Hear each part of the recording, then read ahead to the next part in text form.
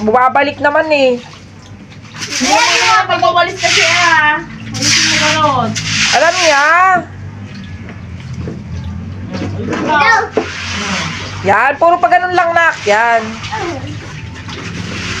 Ano masasabi mo, be?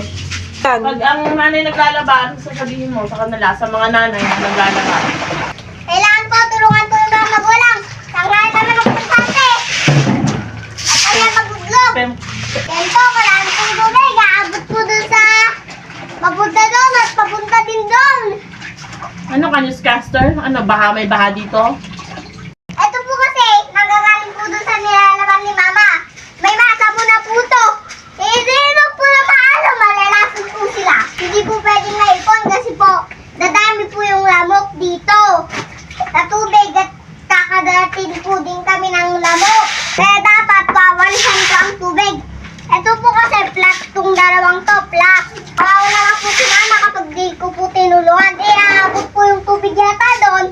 Dahil po, ito pong tubig na to, pupunta na po pa ganun eh. Ay, okay. Saka po may butas. Pupunta po doon. Tsaka kaya pala. pupunta po dito. Kaya po Ay. inawalis. Eh, Mare, malinis naman na Mare. O, di okay na, tapos na. Dito. Malalim pa po dito masyado. Eh, yung ate ko pa, hindi ko po daro na naman po. Asan yung malalim? Asan yung malalim?